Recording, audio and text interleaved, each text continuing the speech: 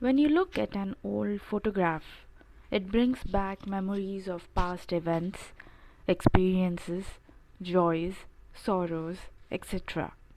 People become older with the passage of time. They might become unrecognizable due to wrinkles, posture, or graying hair. You may laugh at the photograph nostalgically, remembering the past events. You may remember the smile on the loved person's face and may laugh with a tinge of sadness that the past cannot be relived. The memories may produce great sadness in you. You may have an acute sense of loss.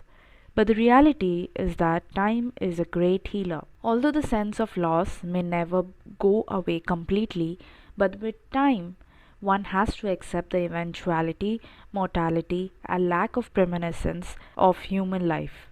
You have to come to terms with the loss of your dear departed ones, and you have to accept the inevitable. This poem, written by Shirley T, is similar. In this poem, the poet's mother is no more, but the photograph brings back her memories of her. A photograph. The cardboard shows me how it was when the two girl cousins went paddling, each one holding one of my mother's hands, and she, the big girl, some 12 years or so. An old photograph of the poet's mother, which was pasted on cardboard, makes the poet recall the old memories of her mother's childhood.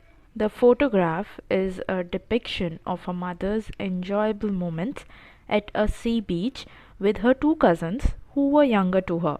They were walking in shallow water with bare feet near the beach. The mother was standing in the middle and holding hands of her two cousins who were standing on each side. The poet's mother was 12 years old then. It shows that the photograph was very old, but the poet had kept it very carefully as it reminded her of sweet memories of her mother's childhood. The photograph also indicates how enjoyable her mother's childhood was. All three stood still to smile through their hair at the uncle with the camera. A sweet face, my mother's, that was before I was born, and the sea, which appears to have changed less, washed their terribly transient feet. The photograph shows that all three girls, the poet's mother and her two cousins, stood still and smiled at the camera where their uncle clicked their photograph at the sea beach.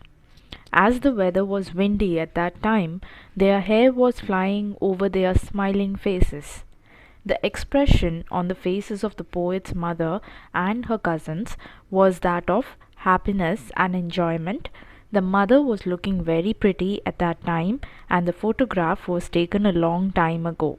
Everything has changed since then. Her mother grew up, now she was dead, and the poet was reviving her memories. The only thing that has remained unchanged is the sea, which was washing the feet of all three girls. The mention of the word transient indicates the ever changing lives of human beings as well as the shortness of their stay on this world, in contrast to the eternality of nature. The girl's life changed drastically during this period, but the sea has not changed. The stanza beautifully explains the transient nature of human beings. Some 20-30 years later, she did laugh at the snapshot. "See Betty and Dolly," she did say, "and look how they dressed us for the beach." The sea holiday was her past. Mine is her laughter. Both wry with the labored ease of loss. Even 20-30 years later, the mother would look at the photograph and laugh nostalgically, remembering the happy memories of her past. Mother would look at the photograph and comment on the dresses worn by the cousins, Dolly, Betty, and herself. Sea holiday was her mother's past, and her mother's laughter has become a thing of the past for the poet, as her mother was now dead. The poet still remembers how her mother would laugh at the photograph, remembering the sea holiday with a fondness as well as a sense of loss because that time would never come back. In the same way, poet feels nostalgic thinking about her mother and her laughter, which has become a thing of the past. The words labored and ease are opposite to each other but describe the same entity, loss. Now, she's been dead nearly as many years as that girl lived, and of this circumstance there is nothing to say at all. It's silence, silences. The poet recalls that it is nearly 12 years since her mother died. The poet is consumed with grief but is left with no words to express her loss and pain.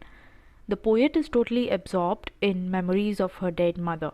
The painful silence of this situation leaves the poet speechless. The poet can feel the grief but is unable to express it through words. The silence caused by death makes the atmosphere gloomy, where no one is able to utter words. I hope you have understood the poem. In case you have any doubts, you can comment below and keep watching for more videos. Thank you and stay safe.